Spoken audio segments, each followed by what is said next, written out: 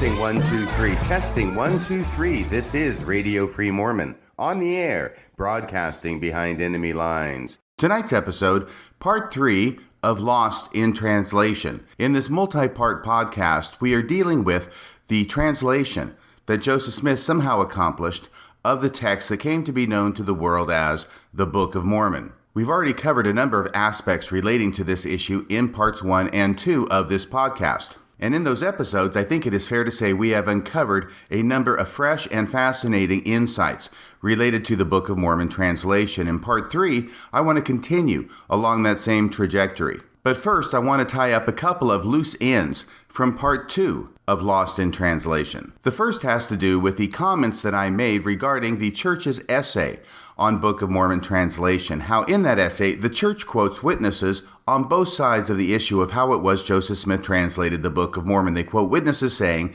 that Joseph Smith put a stone in his hat and put his face over the hat and dictated the Book of Mormon. But then they also quote Oliver Cowdery from a statement allegedly made in 1831 that Joseph Smith translated it by means of the 2 stones set in the silver bow and attached to a breastplate. The essay does not deal with how these different accounts contradict each other or propose any method of resolving the contradiction. Instead, they just put the different statements out there for the readers to see and leave it up to the reader to decide for themselves how to make sense of it. I likened this method of dealing with contradictory witnesses on the Book of Mormon translation with a similar approach used by the church in their essay on Book of Abraham translation. There they put forward a handful, 4 or 5 different methods, different theories of how Joseph Smith could have translated the Book of Abraham and it still be inspired of God, even though the text of the Book of Abraham has nothing to do with the papyrus from which Joseph Smith claimed to have translated it. Once again, these different theories have little to nothing to do with each other. They are in many respects contradictory to each other, and yet the church does not deal with the contradictory nature of these different theories. Instead, it just floats them out there and allows the reader to choose which of these theories they want to adopt as their own. The idea seems to be that if there are multiple theories that can account for the Book of Abraham being inspired, then it must be inspired. Look at all the different theories we have to account for it. Prior to this, I have observed that the multiplicity of different theories to account for Book of Abraham translation does not actually strengthen the case that the Book of Abraham was divinely inspired. Rather, it weakens it. If there were an answer, an obvious answer as to how Joseph Smith translated the Book of Abraham by inspiration, then there would only be one answer in the Book of Abraham essay. It would be the correct answer, and it would be the answer that is supported by the evidence. Instead, a bunch of different theories proposed as to how the Book of Abraham was translated actually gives away the fact that none of these theories by themselves are very good. If one of these theories were very good and stood head and shoulders above its fellow theories, then that would be the theory that would be proposed and promulgated by the church, and the other theories would not be mentioned at all. The reason I mention this here is because this past weekend I have been concluding my reading of the 5 primary plays of Anton Chekhov. Yes, this is what I do for fun in my spare time. For the past decade or so, I've been trying to learn a little bit about world classical literature, and recently I thought it would be a good idea to take a look at the plays by Anton Chekhov. This book contains his 5 primary plays, and the last play in this collection is called The Cherry Orchard. That may be one of his most famous plays. Perhaps many of you have heard of it before. The main problem set forth in The Cherry Orchard involves a family in late 19th century Russia. Now, this family used to be quite wealthy. They have an estate, and they have a very large mansion house on this estate. And of course, there's also a cherry orchard next to the house, but we're not going to deal with the cherry orchard for purposes of this podcast. Rather, we're going to deal with the fact that this family used to be wealthy, but is no longer, and they have to come up with some way to pay the mortgage on this mansion on their estate, or they're going to lose the house to foreclosure. And at this particular point in the play, one of the characters named Gayev, G-A-Y-E-V, is looking at all the different proposals that have been put forward by different members of the family as to how they can go about paying the mortgage. Now, none of these proposals really have a snowball's chance in hell of working, and yet he is considering all of them together. And Gayev makes the observation that just because there are so many different alternatives that people have come up with to get money to pay the mortgage does not mean that they are really in a better position than if they had only one. And he likens it to a person who has a disease. And that person is given not just one remedy for the disease, but a whole host of different remedies for the disease. It is his opinion that if a person has a disease and a whole host of cures are given that could possibly treat that disease, then that is not a good thing. Here's what he says, this from The Cherry Orchard. If a great many remedies are suggested for a disease, it means that the disease is incurable. Now, that's a funny conclusion to come to because we would normally think if there are a great many remedies, then that's a good sign the disease is definitely curable. He goes the other way and suggests that it is the sheer number of remedies for the disease that means that the disease is incurable. He goes on to say, I keep thinking, racking my brains. I have many remedies, a great many, and that means, in effect, that I have none. That's the quote from The Cherry Orchard that resonated with me as I was reading it over the weekend, and I immediately thought of the different remedies that are given for the disease, if I can use that expression, for the disease of explaining how it is that the Book of Abraham could possibly be inspired, even though it has nothing to do with a papyrus from which Joseph Smith claimed to have translated it. The sheer number of remedies for this disease does not mean that it is curable. Instead, it means quite the opposite. It means that it is incurable. Indeed, Gaiev could be speaking about the Book of Abraham itself when he says, I keep thinking, racking my brains. I have many remedies, a great many.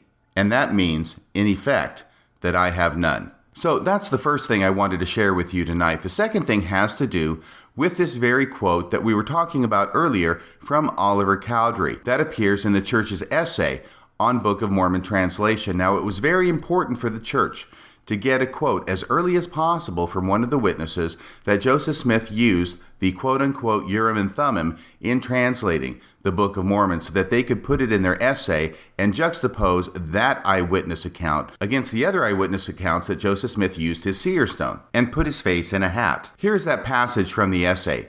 The principal scribe, Oliver Cowdery, testified under oath in 1831 that Joseph Smith, quote, found with the plates from which he translated his book 2 transparent stones resembling glass set in silver bows, that by looking through these, he was able to read in English the reformed Egyptian characters which were engraven on the plates, period, end of quote. Now, once again, it is clear the authors of the essay wanted to go back for a statement as early as possible in time to support the dominant narrative and to juxtapose it against the statements quoted earlier from Martin Harris and Emma Smith that he translated using his seer stone. Now, when I read this quote from the essay the first time, the thing that struck me was not only that Oliver Cowdery is giving this testimony apparently in 1831, which contradicts the testimony of other witnesses, but that Oliver Cowdery was testifying under oath. Once again, it states in the essay, the principal scribe Oliver Cowdery testified under oath in 1831 that Joseph Smith, etc. So the question that came to my mind is, why was Oliver Cowdery testifying under oath? That suggests a trial or legal proceeding of some sort, and a legal proceeding as early as 1831. Well, they give this quote from Oliver Cowdery, and then they give a footnote 31, in the essay. If I click on that footnote, it brings up this source. It comes from a person who is apparently just identified by their initials, AWB, and it is from an article titled Mormonites from the publication Evangelical Magazine and Gospel Advocate, published April 19th, 1831, page 120. Now, it is clear to me that the authors of this essay felt it was very, very important to get this quote in from Oliver Cowdery. And the reason this is clear to me is because there are dangers associated with quoting to this particular article. Now, actually, I had never heard of this article prior to doing this podcast. But when I clicked on this link and came up with this reference, I thought it might be a good idea to go and look at the actual source document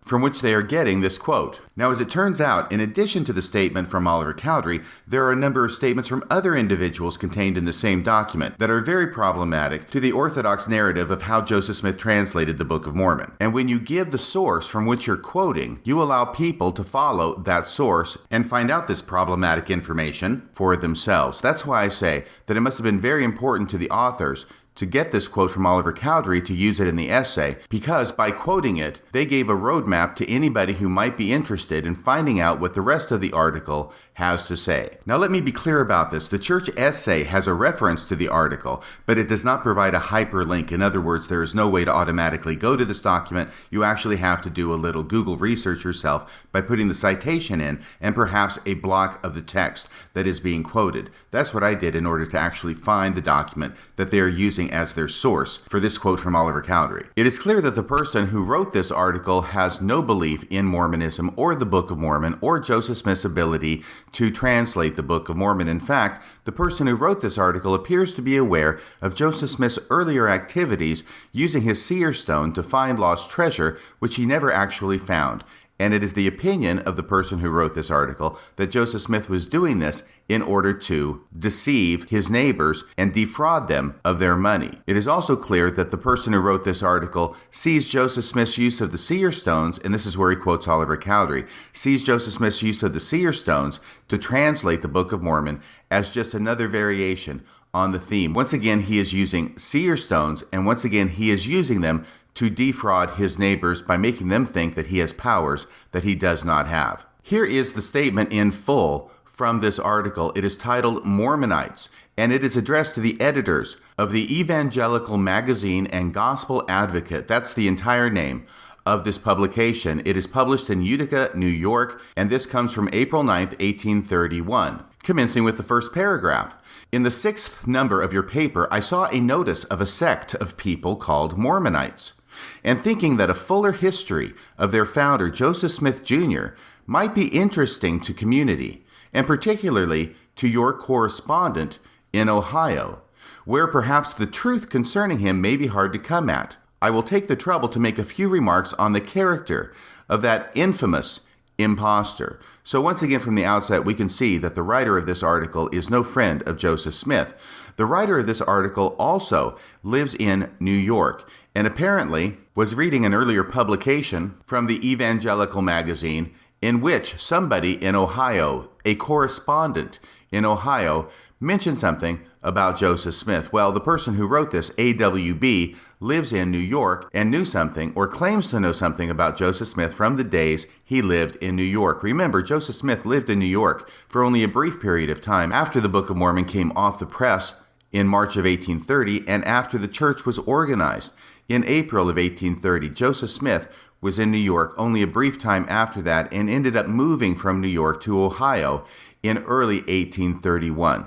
So he was there in New York, Joseph Smith was, for less than a year after the church was organized. He went out to Ohio. He was noticed by a correspondent in Ohio. The correspondent wrote to the Evangelical Magazine, which published some comments from this correspondent.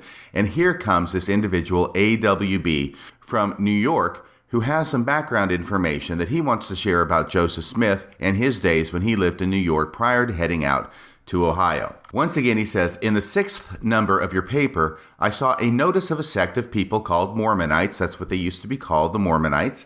And thinking that a fuller history of their founder, Joseph Smith Jr., might be interesting to the community, and particularly to your correspondent in Ohio, where perhaps the truth concerning him may be hard to come at. You see, he moved from New York to Ohio to make a fresh start. Or at least if that was not the intent, it certainly had the effect of giving Joseph Smith a fresh start and leaving all the stories about him and his money-digging days behind him in New York. This statement by AWB goes on.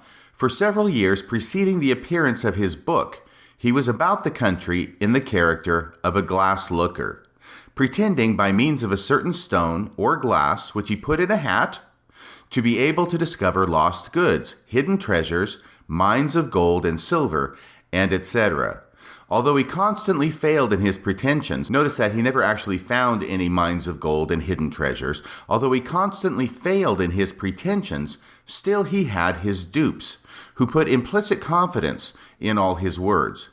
In this town, a wealthy farmer named Josiah Stowell, together with others, spent large sums of money in digging for hidden money, which this smith pretended he could see, and told them where to dig, but they never found their treasure. So here, this individual is referring back to the incident with Josiah Stowell, where Joseph Smith used his seer stone to help Josiah Stowell find buried treasure, and yet it was unsuccessful. And Josiah Stoll's nephew, I believe it was, ended up bringing Joseph Smith to trial in 1826 on the charge of glass looking. At that trial, Josiah Stoll, the alleged victim of Joseph Smith, ended up testifying on Joseph Smith's behalf. And once again, this statement by AWB appears to have been signed at South Bainbridge in Chenango County in March of 1831. The statement goes on, "At length the public, becoming wearied with the base imposition which he was palming upon the credulity of the ignorant," you can see why I say he's no believer in Mormonism,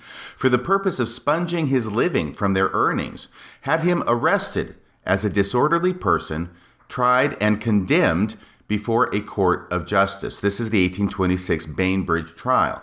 "But considering his youth, he being then a minor, and thinking he might reform his conduct, he was designedly allowed to escape."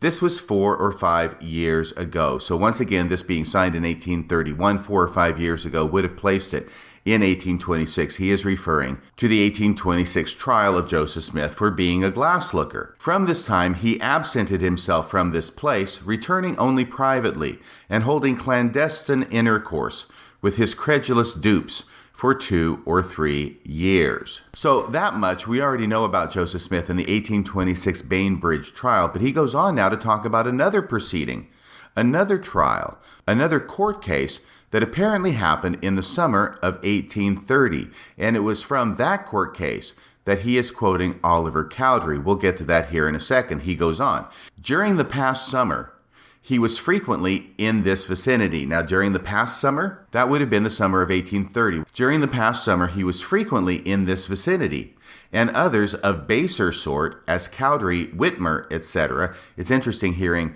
Oliver Cowdery and David Whitmer being referred to as people of a baser sort, but that was apparently the perspective from this particular individual. "During the past summer, he was frequently in this vicinity, and others of baser sort, as Cowdery, Whitmer, etc., holding meetings and proselyting a few weak and silly women, and still more silly men, whose minds are shrouded in a mist of ignorance which no ray can penetrate, and whose credulity the utmost absurdity cannot equal." A little bit of purple prose there from our writer of this statement. Now he talks about this legal proceeding.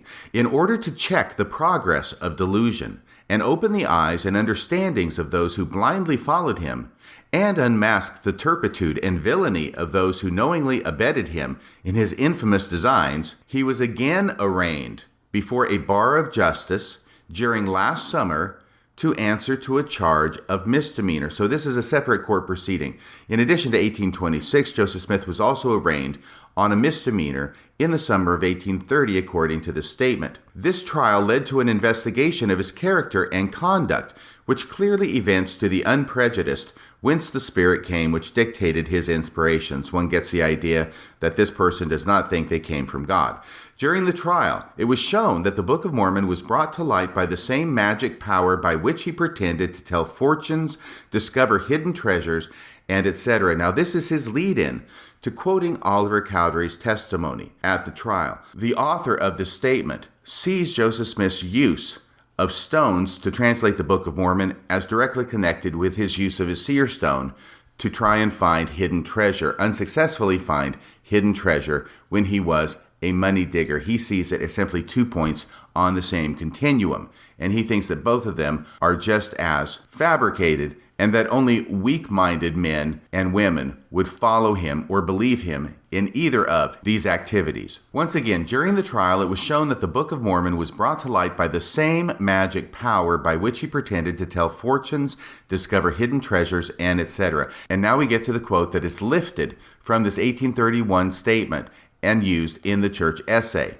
"Oliver Cowdery, one of the 3 witnesses to the book, testified under oath that said Smith found with the plates from which he translated his book 2 transparent stones resembling glass set in silver bows. That by looking through these he was able to read in English the reformed Egyptian characters which were engraved on the plates."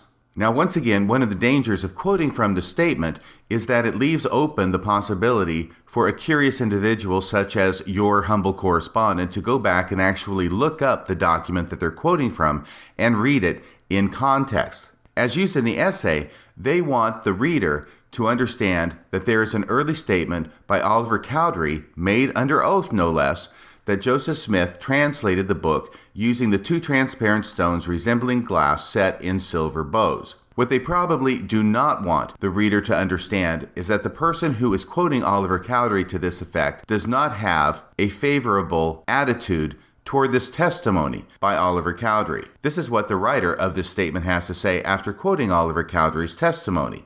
So much for the gift and power of God by which Smith says he translated his book. Two transparent stones, undoubtedly of the same properties, and the gift of the same spirit as the one in which he looked to find his neighbor's goods. It is reported and probably true that he commenced his juggling by stealing and hiding property belonging to his neighbors, and when inquiry was made, he would look in a stone, his gift and power, and tell where it was. So the essay wants to use this quote from Oliver Cowdery to support the orthodox theory of how Joseph Smith translated the Book of Mormon, but the person who's quoting that testimony in the original document does not see it that way. Instead, he sees it as a direct linkage to Joseph Smith's earlier treasure-digging activities. But that's not the only danger in quoting from this document in the church essay, because this document contains additional testimony from this trial that is not very helpful toward the theory that Joseph Smith translated by the gift and power of God. But before I get to that, I have to note the fact that this person who wrote the document does not claim to have been present at the trial. It is not clear where he is getting these quotes from, where he's getting the quote from Oliver Cowdery, or where he's getting the quote from Josiah Stowell, whose testimony he will quote here in a second. So we have to keep that in mind when evaluating his accuracy. He goes on to say, Josiah Stowell, a Mormonite, remember of course that this is the same Josiah Stowell for whom Joseph Smith helped find treasure unsuccessfully in 1825. But apparently he was brought up to testify as to Joseph Smith's character in the trial that was held in the summer of 1830 as well. Josiah Stowell, a Mormonite, being sworn, testified that he positively knew that said Smith never had lied to or deceived him, and did not believe he ever tried to deceive anybody else. The following questions were then asked him, to which he made the replies annexed. Question: did Smith ever tell you there was money hid in a certain glass, which he mentioned? By which I think is meant, did Joseph Smith ever use his glass in order to tell him that there was money hidden in a certain location? Once again, this question, did Smith ever tell you there was money hid in a certain glass, which he mentioned? Answer, yes. Question, did he tell you you could find it by digging? Answer, yes. Did you dig? Answer, yes. Did you find any money? Josiah Stowell answers, no. Then the question, did he not lie to you then and deceive you? You see, Josiah Stowell is here as a witness on Joseph Smith's behalf, saying that he's never lied to anybody. And now the questioner, who is doubtless the prosecution, asking the question, well, didn't he lie to you then and deceive you? The answer from Josiah Stowell, no. The money was there, but we did not get quite to it. Question, how do you know it was there? Answer, Smith said it was.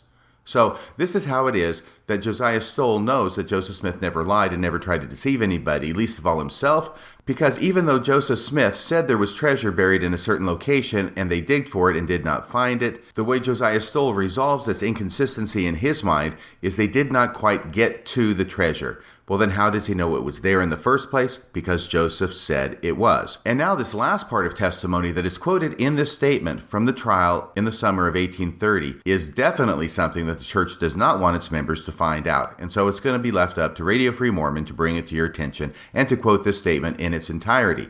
I have heard on occasion of different associates of Joseph Smith admitting to them in private that he actually could not see anything in his seer stone, that it was a ruse that he used in order to be able to get money. Not the money from treasure that was buried, but the money he was paid in order to find the treasure in the first place. This testimony comes from a fellow whose name I had never heard before, but whose name I will probably never forget. His name is Addison Austin. That's Addison, and Austin is like the city in Texas. Addison Austin was next called upon in this trial. Addison Austin was next called upon, who testified that at the very time Stowell was digging for money, that would have been in 1825, he, Austin, was in company with said Smith, i.e. Joseph Smith, alone, and asked him to tell him honestly whether he could see this money or not. Smith hesitated some time, but finally replied, quote, "To be candid, between you and me, I cannot, any more than you or anybody else, but any way to get a living," period, end of quote. So that is what Addison Austin says Joseph Smith admitted to him in private about Joseph Smith's real ability to look in the stone and see where money was buried. He could not do it any better than anybody else could, but any way to get a living. Now, I cannot sit here and tell you that this testimony by Addison Austin is true, that Joseph Smith actually made this very damning confession to him in private. It does appear, however, that this was the testimony of Addison Austin at this trial held in the summer of 1830. But by the same token, I cannot tell you that the testimony of Oliver Cowdery, quoted in the same document, is any more reliable or verifiable than the statement by Addison Austin. They are both quoted from the same document, as is the testimony from Josiah Stowell. And what the church intends to do by using only the quote from Oliver Cowdery in its essay is to use it for its own polemical purposes while disregarding and ignoring and not citing to other statements from the same document, which should in all fairness be considered along with the statement from Oliver Cowdery. This is a principle of law that is found in the rules of evidence, which are the rules that trials are governed by in the United States. And that rule is found in Evidence Rule 106.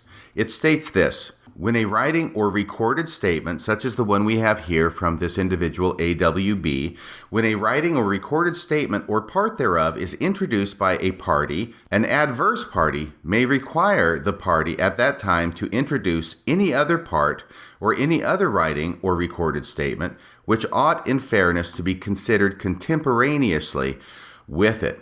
So this is the rule that basically does not allow one party to cherry pick certain parts of a recorded or written statement for use in trial without the other party being allowed to come forward and say, now wait a second, you don't get just to quote the parts that are favorable to yourself.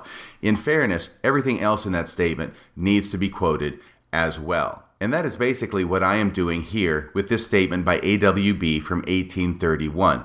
The church has introduced the one quote from Oliver Cowdery in support of its position that there is an early statement by a Book of Mormon witness as to the means of Book of Mormon translation. They are not allowed to cherry pick that one statement without me coming forward, or anybody else for that matter, and saying, wait a second, you don't get to get away with quoting that one thing that's favorable to you. In fairness, you need to quote and consider the other statements in the same document that are not favorable to you to be taken into consideration when weighing the validity or probity or significance of the one statement from Oliver Cowdery that you did quote to. The writer of this document then gives his opinion about the testimony that he has quoted.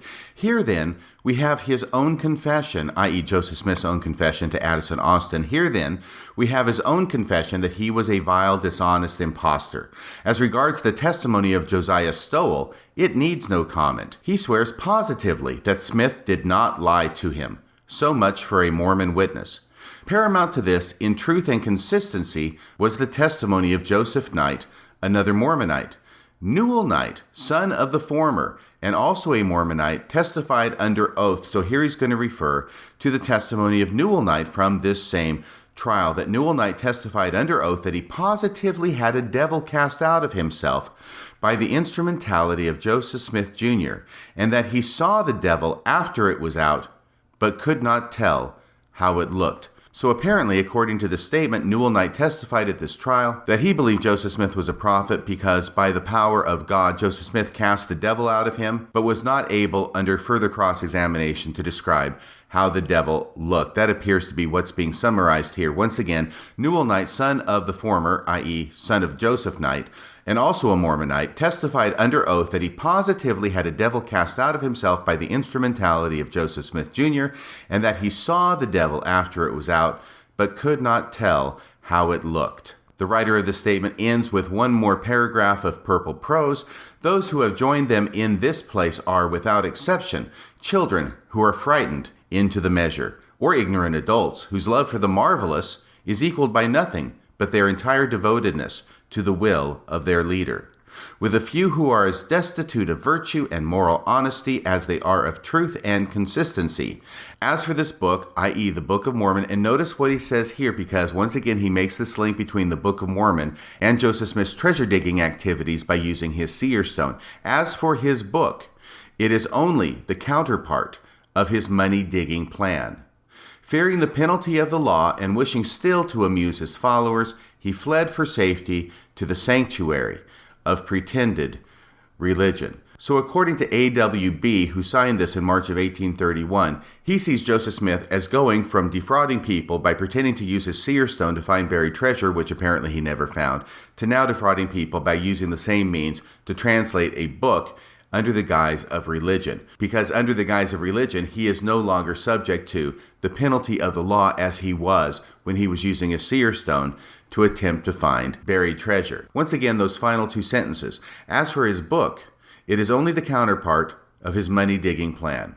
Fearing the penalty of the law and wishing still to amuse his followers, he fled for safety to the sanctuary of pretended religion. So I think we can see what a dangerous tactic it was for the authors of the church essay to actually cite to this document as a reference. And because it is so dangerous for them to have done so, it makes me conclude that, number one, finding this quote from Oliver Cowdery was extremely important to them to present the view of the Orthodox narrative in the church essay in juxtaposition to those witnesses who talk about Joseph Smith using a seer stone to translate the Book of Mormon. And not only was it very important to them, there were also apparently no safer alternatives from which they could quote Oliver Cowdery than this. Because I have to presume that if there were safer alternatives, they would have quoted them, so that people who actually look up the article that they cite to for this statement from Oliver Cowdery would not find this host of other statements, which are not conducive to building faith in Joseph Smith as a translator of ancient records by divine means.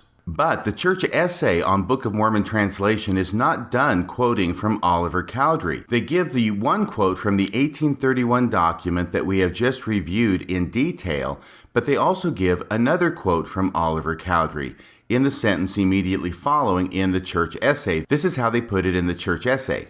In the fall of 1830, Cowdery visited Union Village, Ohio, and spoke about the translation of the Book of Mormon.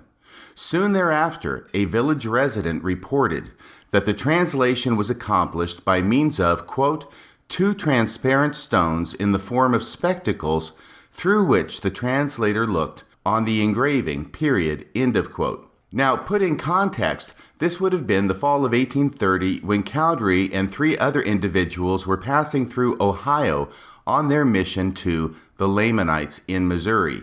And while there, they preached some. They ended up sparking the interest of Sidney Rigdon and a number of members of his congregation. A great many ended up joining the church, and Joseph Smith and the church as a whole moved to Ohio from New York at the beginning of 1831. Once again, this is back in the fall of 1830 when Oliver Cowdery visited Union Village, Ohio, and spoke about the translation of the Book of Mormon. This is another instance in which a person who heard what Oliver Cowdery said made a record of what it was that they heard Oliver Cowdery say. And again, they quote here the following part, and I begin it with quote and end of quote. Soon thereafter, a village resident reported that the translation was accomplished by means of, quote, 2 transparent stones in the form of spectacles through which the translator looked in the engraving, period, end of quote. Now that sounds very much like the dominant narrative that we grew up hearing from the church, that Joseph Smith used the spectacles, the 2 stones set in the silver bow, which were attached to the breastplate, in order to translate the Book of Mormon. The problem is that when we find the reference from which this quote is taken, what we learn is that this quote is only a partial quote and is apparently intentionally edited in order to give it the meaning that is desired by the essay. The essay cites to footnote 32, which says it's written by a fellow named Good Willie, Goodwillie, that is one word, it is apparently a last name, in an article titled Shaker Richard McNemar, page 143. That is the entirety of the reference that is given for this quote. I took that information, I Googled it, and I found that in the Joseph Smith Papers Project, of all places, we can find a little more information about the circumstances of this quote, and we can find the quote in its entirety, which, believe it or not, does not actually support the dominant narrative of the church. Here's what I found in the Joseph Smith Papers Project. In late 1830, while traveling through the Shaker community, okay, so he's preaching to Shakers, While traveling through the Shaker community of Union Village, Ohio, Oliver Cowdery explained the process of translation as recorded by one of the Shakers. So here's now the quote in its entirety. "The engraving, being unintelligible to learned and unlearned, there is said to have been in the box with the plates 2 transparent stones in the form of spectacles, through which the translator looked on the engraving." If that last part sounds familiar, it's because it's what was quoted in the essay. Once again, the essay quotes this same document as saying that the translation was accomplished by means of, quote, 2 transparent stones in the form of spectacles through which the translator looked on the engraving, period, end of quote. But the quote from this document does not stop there. It goes on as we read in the Joseph Smith Papers Project. And by the way, I have to add that when the essay quotes this section from the statement and then puts period, end of quote at the end of it, that is not technically correct because there is no period after the word engraving in the document from which they are quoting. It does not end by saying 2 transparent stones in the form of spectacles through which the translator looked on the engraving, period, end of quote. Instead, it goes on to state the following. And now I will read this sentence in its entirety from the Joseph Smith Papers Project so you can see what it is I'm getting at. Quote, "The engraving being unintelligible to learned and unlearned, or learned and unlearned, there is said to have been in the box with the plates 2 transparent stones in the form of spectacles through which the translator looked on the engraving, and afterwards put his face into a hat, and the interpretation then flowed into his mind, which he uttered to the amanuensis who wrote it down." Amanuensis being a big word for a scribe who writes down what it is that he's being told to write down. For some reason, the essay omits this part of the quote from Oliver Cowdery, the part about Joseph Smith putting his face into a hat and the interpretation then flowing into his mind. It seems that what is going on here is that the essay admits that there are certain witnesses who talk about Joseph Smith using the seer stone in the hat, but juxtaposed to those witnesses, they want to go to Oliver Cowdery. Oliver Cowdery does seem to be the go-to guy in order to get quotes that seem to show that Joseph Smith did use the Urim and Thummim in translating the Book of Mormon as opposed to the seer stone. And who would be in a better position to know than Oliver Cowdery, who was Joseph Smith's principal scribe during the translation of the Book of Mormon as we have it today. But we find in the second instance that what the writers of the essay have done have intentionally omitted the part from the quote from Oliver Cowdery that talks about Joseph Smith putting his face into a hat and the interpretation then flowing into his mind. They have cut that part of the quotation off by improperly, I have to say, improperly inserting a period into the middle of this sentence and then putting the quotation marks at the end of the period in the essay as if the period were actually part of the quotation. Instead, if this is what they wanted to do, they should have gone to the word engraving and put ... the ellipses, and then put a period and then the parentheses to show that there was additional material in this same sentence that they were omitting, but they did not do that. Also in the same article on the Joseph Smith Papers Project, which by the way is titled Joseph Smith Documents Dating Through June 1831. If you go to the Joseph Smith Papers Project and Google that title, you should have no problem finding it. Once again, the name of this article on the Joseph Smith Papers Project from which I am quoting is Joseph Smith Documents Dating Through June 1831. And at the beginning of the collection of those documents, the Joseph Smith Papers Project has an introductory essay, and it is that essay from which I am quoting. In this article, they provide a different quote from Emma Smith regarding Joseph Smith's method of translating the Book of Mormon. Joseph Smith's wife, Emma, who also served as a scribe for the translation, described his use of 2 distinct instruments. Here's what she said, quote, "Now the first that my husband translated was translated by the use of the Urim and Thummim, and that was the part that Martin Harris lost. After that, he used a small stone, not exactly black, but was rather a dark color." So it is likely from this quote by Emma Smith that the idea has arisen, and which I have heard from time to time, that Joseph Smith used the Urim and Thummim for the 116 pages that were lost when he was translating with Martin Harris. But after that, he used his seer stone, which Emma describes as being a small stone, not exactly black, but was rather a dark color. In other words, Joseph Smith used his seer stone after the lost 116 pages episode to translate the rest of the Book of Mormon, what we have today, in other words. The problems continue to multiply because this testimony by Emma Smith contradicts both Martin Harris and Oliver Cowdery. Let's see how it contradicts Martin Harris. First off, Emma is saying that Joseph Smith used the Urim and Thummim to translate the part that Martin Harris lost. Well, that does not square with what Martin Harris had to say about the translation process. Remember his story about going down to the river to throw stones to relax during intervals in translation, and that he found a rock that looked like Joseph Smith's seer stone and swapped it out. And Joseph Smith, now looking at the switched out rock in the dark of the hat, could not translate and said to Martin, "What's the matter? All is as dark as Egypt." And then he figured out that Martin Harris had swapped it out, and Martin Harris confessed to Joseph that that is exactly what he had done. This only makes sense. The story by Martin Harris only makes sense if Joseph Smith was translating using a seer stone during the 116 pages. In fact, it only makes sense if that was Joseph Smith's regular practice of translating using a seer stone during the 116 pages. So that's how Emma Smith seems to contradict what Martin Harris has to say about Joseph Smith using the Urim and Thummim during the translation of the 116 pages. But as I said, this statement by Emma also seems to contradict what Oliver Cowdery has to say, at least if we understand Oliver Cowdery as saying that Joseph Smith used the Urim and Thummim, something different from the seer stone, in translating the Book of Mormon as we have it today.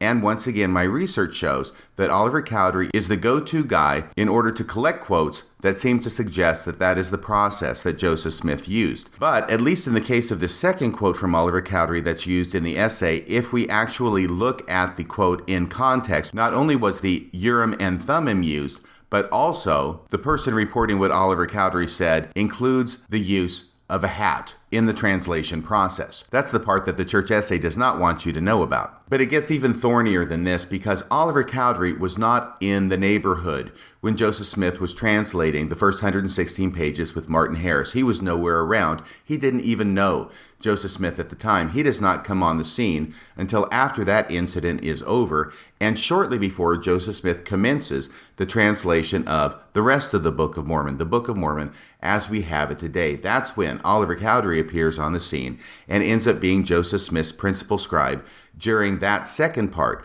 of the translation process. What I'm getting at is that the only part that Oliver Cowdery can actually be talking about with any sense of being an eyewitness is Joseph Smith's translation of the Book of Mormon as we have it today.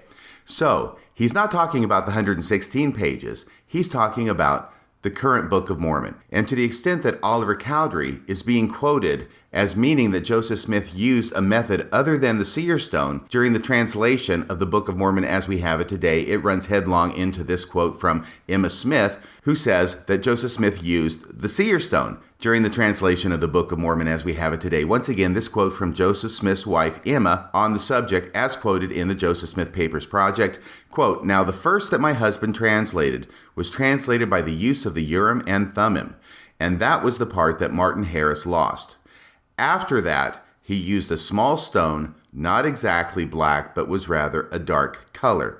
So you can see that the witnesses contradict each other on the method that Joseph Smith used to translate the Book of Mormon. The confusion about whether Joseph Smith used the Urim and Thummim is once again exacerbated by the fact that nobody uses the term Urim and Thummim to describe the interpreters or whatever it was Joseph Smith was using until January of 1833 in an article in the Evening and Morning Star written by William W. Phelps. And there he refers to the interpreters as Urim and Thummim only speculatively. This again from the article on the Joseph Smith Papers Project.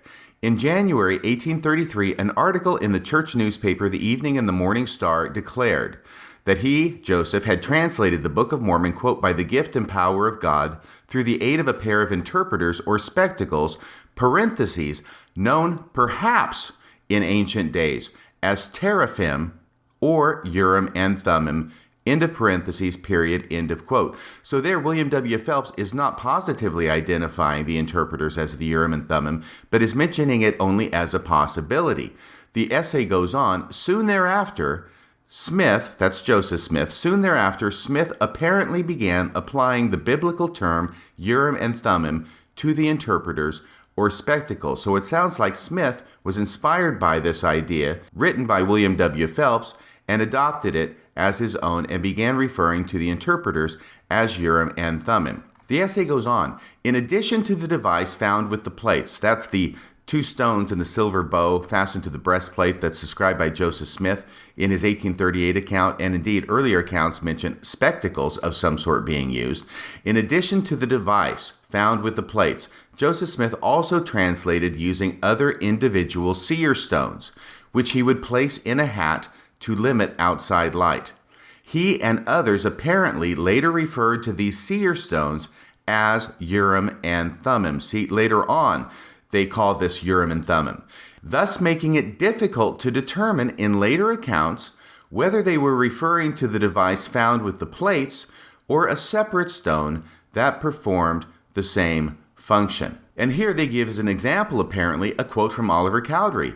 Oliver Cowdery, Smith's principal scribe for most of the translation, explained, quote, "Day after day I continued uninterrupted to write from his mouth as he translated with the Urim and Thummim, or as the Nephites would have said, interpreters."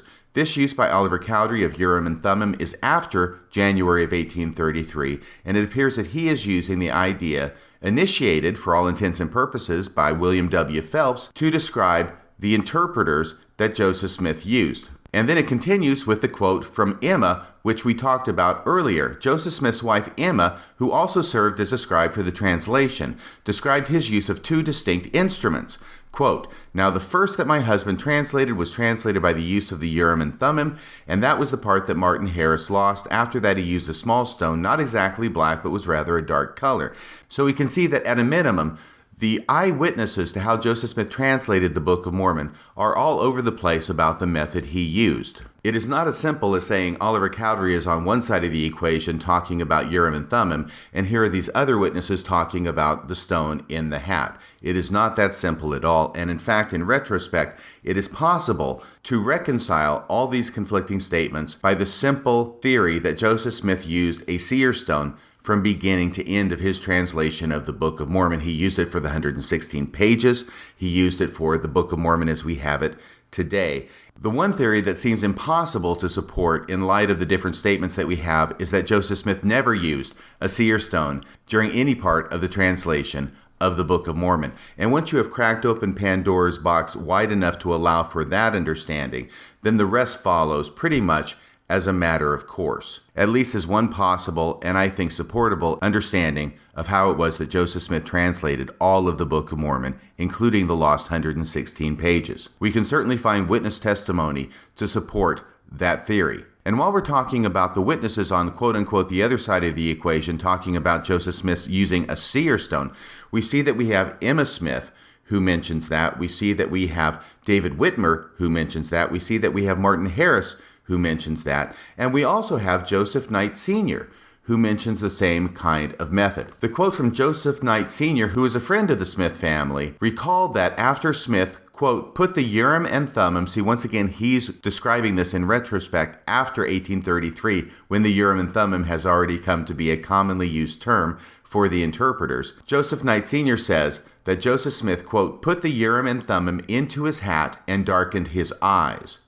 And then a sentence, quote, would appear in bright Roman letters. Then he would tell the writer, and he would write it. Then that would go away, the next sentence would come, and so on. But if it was not spelt right, it would not go away till it was right. So we see it was marvelous, period, end of quote, from Joseph Knight Sr. So what we end up having is witness after witness after witness on the one side of the equation about Joseph Smith using the stone in the hat. And here on the other side of the equation, we have a handful of quotes from Oliver Cowdery, which are used in order to try and support the idea that Joseph Smith actually used the stones in the silver bow attached to the breastplate in order to translate the Book of Mormon. But when we begin examining those quotes more thoroughly from Oliver Cowdery, we can see that at least one of them is taken out of context to remove the use of Joseph Smith's hat, which was also mentioned by Oliver Cowdery. We see that the late usage of Urim and Thummim to describe the seer stone also confuses the situation even further. And so, as I say, I think it's possible to arrive at a reasonable and defensible position that Joseph Smith used a seer stone from beginning to end of his translation of the Book of Mormon, 116 pages, and the Book of Mormon as we have it today. Now, typically what the church does is quote different witnesses who say that Joseph Smith used the seer stone, other witnesses that Joseph Smith used the Urim and Thummim, and suggest that Joseph Smith used the one method during some parts of his translation and the other method during other parts of his translation. But we've seen, even from the quote from Emma Smith, that even that suggestion runs into contradiction between the different witness accounts. There is no single theory that is going to account for all of these conflicting statements because they contradict each other, but I think the theory that Joseph Smith used the seer stone and the seer stone only to translate the Book of Mormon from beginning to end gives credence to the majority of witness statements and has the fewest number of contradictions. The Joseph Smith Papers Project also includes the quote from David Whitmer, one of the three witnesses of the Book of Mormon, who wrote that on the spiritual light of the seer stone, quote, a piece of something resembling parchment would appear, and on that appeared the writing. One character at a time would appear, and under it was the interpretation in English. Brother Joseph would read off the English to Oliver Cowdery, who was his principal scribe, and when it was written down and repeated to Brother Joseph to see if it was correct, then it would disappear, and another character with the interpretation would appear. Thus, the Book of Mormon was translated by the gift and power of God and not by any power of man, period, end of quote. Now, this brings us full circle back to this paper that was written by the two BYU professors, Professor Joseph Fielding McConkie and Professor Craig J. Osler from BYU, because this is the quote from David Whitmer that they seek to debunk in this paper. Now, it is becoming clear to me that this episode is starting to run a bit long, and I am not going to be able to get to my analysis of the final part of that paper by the two BYU professors. That will have to wait until part 4. I want to close out this part 3, with a couple of more observations and then a story for you, my listeners, from my mission, which I think may have a lot to do with Oliver Cowdery's translation of the Book of Mormon. First, the observations. Let's go back for a second, if we can, to the church essay on Book of Mormon translation. We talked about the two quotes from Oliver Cowdery, the first quote, which led us to that document that had a lot of explosive information contained in it, and the second quote from Oliver Cowdery, which was taken not necessarily out of context,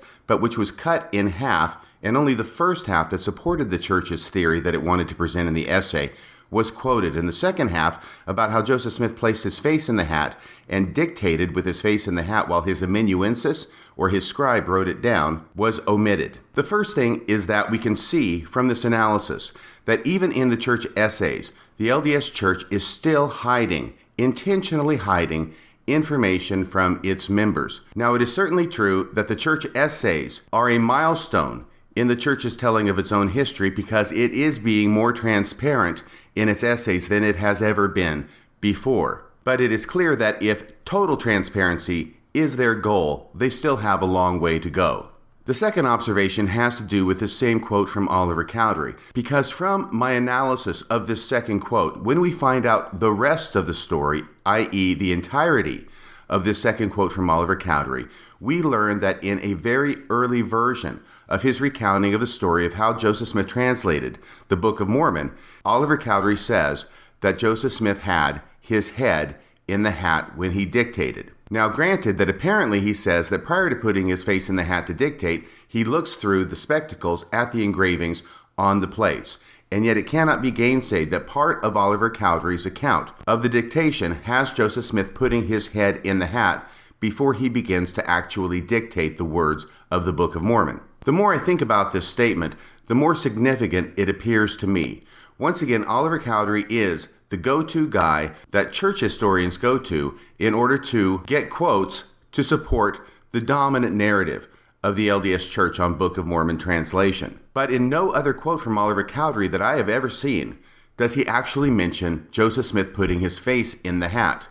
What that means is, whenever Oliver Cowdery is talking about how Joseph Smith translated the Book of Mormon and does not mention Joseph Smith's face in the hat, we know that it's there, still in the background. Oliver Cowdery mentioned Joseph Smith's face in the hat in the fall of 1830, and apparently in no other account does he mention this important fact. What that means to me is that even if Oliver Cowdery is not mentioning Joseph Smith's face in the hat in other accounts, it's still there. He knows it still happened, but Oliver Cowdery is, for whatever reason, choosing to not mention that fact. But now, whenever I read any other account of Oliver's as to how Joseph Smith translated the Book of Mormon, what I know is that, whether he mentions it or not, Joseph Smith's face was in the hat while he dictated. So now, in closing, I want to return to the story that we talked about in episode 2, which is how Oliver Cowdery was told that he could translate the Book of Mormon in section 9 of the Doctrine and Covenants. All he had to do was ask of God,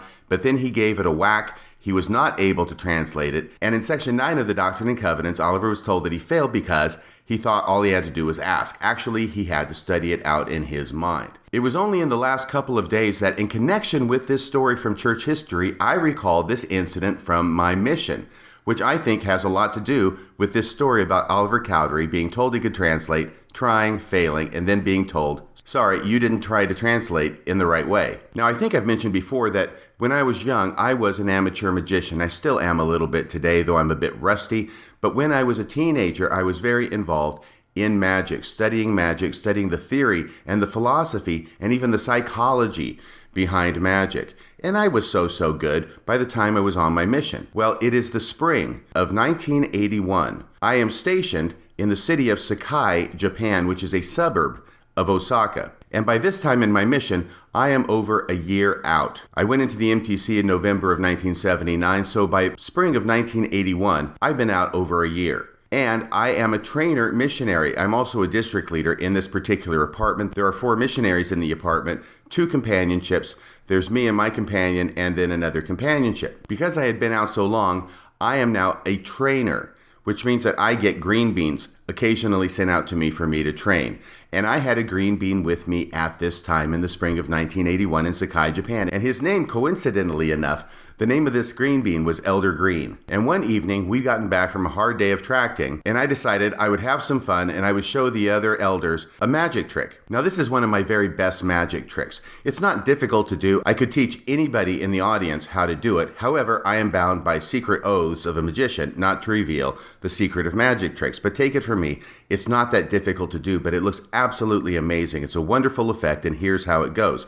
I gather the other 3 missionaries in the kitchen of our apartment, and I tell them we're going to conduct an experiment in psychic transference. Now, psychic transference doesn't mean anything as far as I know, but it is a way of performing a magic trick, and this magic trick specifically, which tends to give it an aura of, wow, maybe this really is happening. Maybe it's not just a magic trick. So I say that we, all 4 of us here, are going to conduct an experiment in psychic transference. And here's how we're going to do it. I had somehow managed to get a deck of cards. They're playing cards. They're face cards, for crying out loud. I can't remember how it was that I happened to have those in a missionary apartment back in 1981, but nevertheless, it is the case. So I got out the deck of playing cards.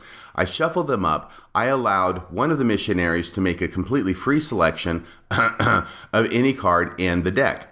They looked at it. I had them show it to the other 2 missionaries, so all 3 missionaries knew what that card was that was freely selected, except I did not. We then dug out a piece of paper. This would be an 8.5 by 11 size piece of paper. Draw a circle in the middle of this blank piece of paper. And then, with my back turned, I told them to write the name of the card inside the circle on the blank piece of paper. Once they did that, they were to fold that paper into quarters so that it could no longer be read from the outside. I then turned around, I took this piece of paper from them, and I lit it with a match so that it began to burn. I then dropped it into a pot so it could continue to burn. This is, by the way, one of the reasons you do this trick in a kitchen and not somewhere else, because there's a danger of ash getting everywhere, as you will see presently. So once this paper is completely burned, all it is a charred piece of ash. And I tell the audience, I tell these 3 other missionaries that at this point, nobody can read the name of the card on that paper just by looking at it, because all it is a big piece of ash. And they agree with me that that's the case, because obviously it is. I then say that, however, on a molecular level, that name is still written on the piece of paper. And the only question is whether we can come up with a way of revealing what the name of that card was that was written on the piece of paper by the obliging missionary. So I tell them I want the 3 of them to focus in their minds and concentrate on the name of that card that was written on that piece of paper, just the way it had been written on the piece of paper, the card that I don't know what it is, but they know. I then roll back the sleeve of my white shirt on my left arm, exposing my left forearm. I take with my right hand the ashes from the pot. And I begin to rub those ashes back and forth across my left forearm. And I tell them to continue to concentrate on the name of that card while I'm doing so. Back and forth, back and forth. Ashes are going everywhere. Once again, why it is you do it in the kitchen. I'm over the sink at this point. Ashes going everywhere. And as I'm rubbing back and forth on my forearm, and as they're concentrating on the name of the card, magically, miraculously, the name of the card appears on my forearm in dark ash. There's ash everywhere, but even darker in the ash is written the name of the card, just as it was written down on that piece of paper. Now that is a great effect. Everybody was suitably impressed, and a good time was had by all. I'm pretty sure the other two missionaries appreciated it as a magic trick. But Elder Green actually believed that what I was saying was true, that this really was an experiment in thought transference or psychic transference or whatever it was I said. And the entire next day while we're out on our bicycles and we're going out tracting and trying to contact people and teach them about Joseph Smith and the first vision and the Book of Mormon, he is talking to me and saying, was that really an experiment? Was that a trick? And all day long, I assured him that it was not a magic trick, and yes, it was actually an experiment in psychic transference. Well, somewhere during the course of the day, he begins to ask me if he could do it too. And I assure him, yes, you could do it. Anybody could do it if they just followed the same procedure that I used and if everybody concentrated the same on the name of the card. Now, while I'm doing the trick, by the way, I'm saying that I'm not sure if it's going to work, but everybody has to concentrate and we'll see if it works. So it really looks like an experiment. That's kind of how I presented it. That's the point. And he's asking, well, will it work if I do it? And I said, well, I'm not sure. It may work, but if it's going to work, you have to do it exactly the same way that I did it. So by the time we get back to the apartment the next evening, Elder Green is all fired up and he wants to try this experiment and see if he can do it too, if it'll work, if he does the same steps that I do. So we get back to the apartment. He goes in to the kitchen to find the deck of cards, to get the pot out of the pantry, get the paper, get everything ready, and I go and tell the other two missionaries, hey, come here, you got to look at this. So all three of us now go back to the kitchen to watch Elder Green try his experiment in thought transference. And he does everything exactly the way that I did it the night before. He has somebody select a card exactly the same way. He has them write a circle on a piece of paper exactly the same way. He has them write the name of the card in the circle exactly the same way with his back turned. It's folded into fours. He takes it, he lights a match, he puts it to the corner of the paper, it burns up, he drops it in the pot, and now he pulls back the sleeve of his shirt on his left arm. He grabs the ash out of the pot and he begins to rub it back and forth on his arm, expectantly looking at his arm to see the name of the card appear. Well, it doesn't really start appearing, so he grabs some more ash and he rubs it back and forth. And he's rubbing so vigorously, ash is getting everywhere. He's getting all this black ash all over his white shirt. It's going over the counters. It's going over the floor. It's going everywhere. And so after a full minute of watching him rub this ash all over his arm and getting it everywhere, and no name of the card is appearing, finally, I can't hold it anymore. I have to bust out laughing. The other two missionaries bust out laughing. We are dying laughing at the spectacle of Elder Green actually thinking that if he did the same thing that I did the night before, that the name of the card would appear on his arm. And he got very upset. And he looked at me and he said, "Eat rocks, Elder Radio Free Mormon." That was his favorite expression. I've never heard it before or since, but that was his expression that he used when he got upset with me, which was "Eat rocks, Elder Radio Free Mormon." There were at least 3 other times during our brief companionship together that he used that expression on me. And maybe some other time I'll tell you about those other times when he said, "Eat rocks, Elder Radio Free Mormon." But the thing is this, in retrospect, obviously, once we all started laughing, he realized that the jig was up and he had been fooled into thinking that what I had done the night before was really something that was miraculous, that was really something that was bordering on supernatural, but that it could be done if somebody followed the exact same method that I had followed, and if everybody concentrated enough on the card. It was only when we started laughing that he realized that he'd been taken in, and it was only a magic trick, and he had been led to believe by, well, yours truly, that this was something other than just a magic trick. But in retrospect, as I say, in retrospect, I wonder, what would have happened if I had not laughed when he failed to produce the name of the card on his forearm in ash? But instead of laughing, I had simply told him, "Wow, you must not have done it the right way. I think the problem is that you didn't study it out in your mind, Elder Green." And I wonder if I had taken that approach, I wonder if to this day Elder Green would still be believing that name of the card had appeared on my forearm by psychic transference. That's about all for tonight. Until next time, this is Radio Free Mormon, signing off the air.